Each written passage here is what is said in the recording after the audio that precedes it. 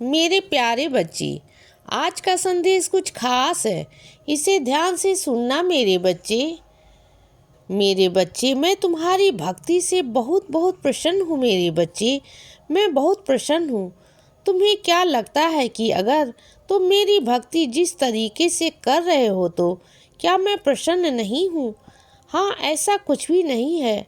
मैं तुमसे बहुत बहुत प्रसन्न हूँ। जरूरी नहीं कि 24 घंटे जो मेरा नाम जप करता है, 24 घंटे जो मेरे सामने बैठता है, वही मेरा प्रिय भक्त है। ऐसा कुछ भी नहीं है बच्चे। अगर मन साफ है और अगर वह 10 मिनट भी मेरा नाम लेता है ना, और पूरा दिन अच्छे कर्म करता है, अच्छी नीयत से सबकी मदद करता है, सेवा करता है बच्चे, और अपने काम पर ध्यान लगाता है ना, तो वह भी मेरा ही प्रिय भक्त है। और मैं अपने कुछ बच्चों से कहना चाहता हूँ कि झूठ मेरे बच्चे, उसकी आयु बहुत छोटी होती है, बहुत छोटी। अगर तुम्हें लेकर कोई झूठ बोल रहा है, तुम्हें परेशान कर रहा है, तुम्हें बहुत ज़्यादा परेशान कर चुका है ना, या कर रहा है ना, तो तुम उन चीज़ों को लेकर परेशान मत होना, क्योंकि झूठ की आयु बहुत छोटी है। सच सामने आकर रहेगा बच्चे। अगर तुम नहीं ला पा रहे हो तो कोई बात नहीं, मैं हूँ ना, मैं लेकर आऊँगा सच सबके सामने और पर्दाफाश करूँगा। तुम बिल्कुल चिंता मत करना। तुम यह मत सोचो कि तुम झूठ साबित हो गए हो और आगे चलकर तुम्हें रुकना ही पड़ेगा। नहीं, बिल्कुल नहीं, झूठ ही पकड़ा जाएगा। तुम बिल्कुल चिंता मत करो बच्चे। और सुनो, चिंता करना छोड़ दो, चिंतन करना शुरू करो, मेरा नाम जप करना शुरू करो बच्चे, ठीक है? और सुनो, अगर गुस्से में कुछ तुम्हें मुख से निकल गया ना कभी भी किसी के भी सामने, तो उससे माफ़ी मांग लो। वहाँ जाकर माफ़ी मांग लो।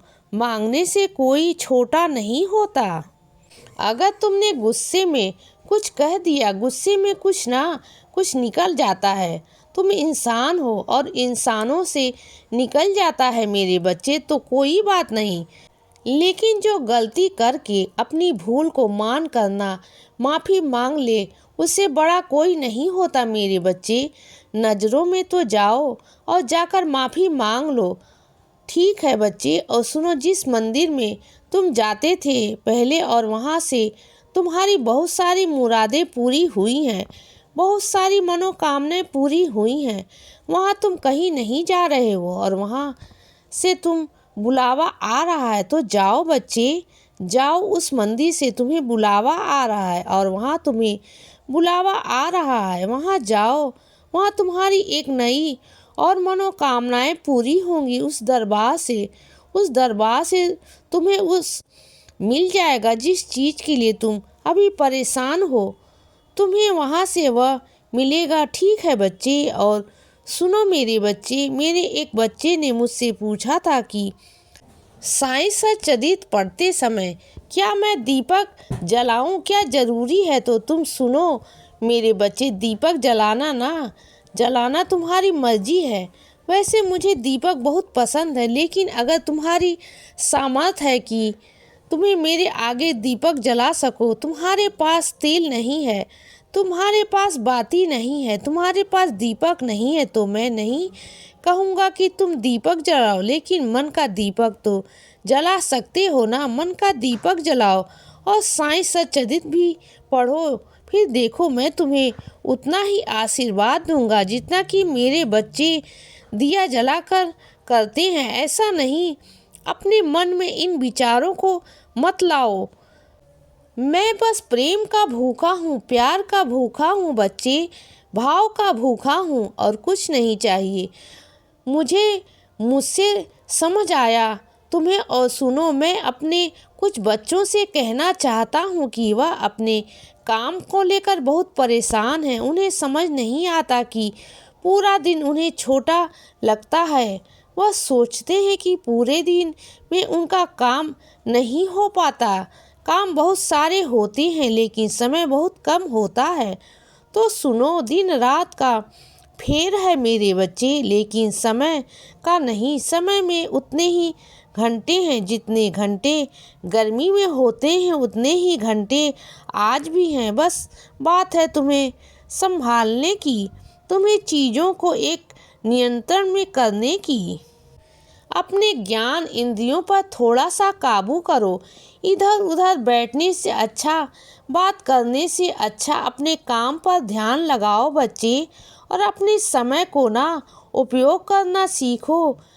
5 मिनट भी, एक एक करके सेकंड भी तुम उसका उपयोग करोगे ना, तो मैं तुमसे कहता हूँ कि तुम्हारा कोई भी काम नहीं रुकेगा। सुबह सुबह सबसे पहले उठकर सूची बनाओ, और हो सके तो जल्दी उठने की आदत डालो बच्चे।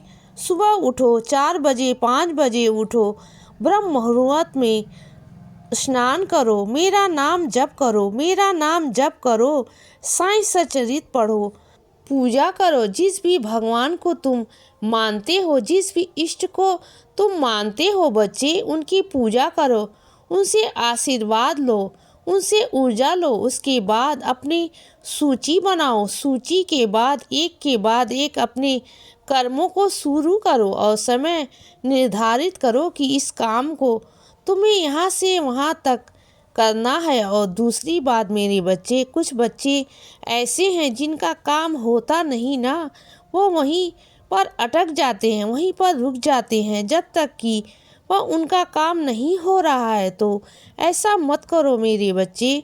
अगर तुम्हारा एक काम नहीं हो रहा है तो उस काम को वहीं छोड़ दो, अगले काम को करना शुरू करो। क्या पता अगले काम के बाद वह पहले वाला काम तुम्हें समझ में आ जाए। क्योंकि अगर तुम पहले ही काम में अटक जाओगे, अपना समय व्यर्थ करोगे, तो तुम्हारा पहला काम हो पाएगा ना, तुम्हारा दूसरा तीसरा काम हो पाएगा। तो जो चीज़ समझ में नहीं आ रही है उसे कुछ देर के लिए छोड़ दो ना। क्योंकि कभी कभी हमारा दिमाग नहीं चलता, कभी कभी बहुत छोटी छोटी चीज़ें हमें समझ में नहीं आ रही होती, और समय खराब होता है। और यही वजह है तुम्हारे काम की भी मेरे बच्चे। यह कारण भी है कि तुम बहुत सारे कामों को नहीं कर पाते हो, क्योंकि तुम एक ही चीज़ में अटक जाते हो बच्चे। समझ रहे हो ना बच्चे। और सुनो, तुमने जो गाजर हलवा बनाया था ना, वह तुम्हारे घर में जो कान्हा जी हैं ना, लल्ला हैं, उन्हें भी खिलाओ। उनका भी बहुत मन है कि वह तुम्हारे हाथ से गाजर का हलवा खाए ना, उनका भी बहुत मन है, तो उन्हें भी ज़रूर खिलाना। तुम्हारे कान्हा जी में मैं भी वास करता हूँ बच्चे। इसीलिए बच्चे सदा खुश रहो और हमेशा मुस्कुराते रहो। मेरा आशीर्वाद हमेशा तुम्हारे साथ है बच्चे। अब रात हो गई है मेरे बच्चे, अब सो जाओ। शुभ रात्रि।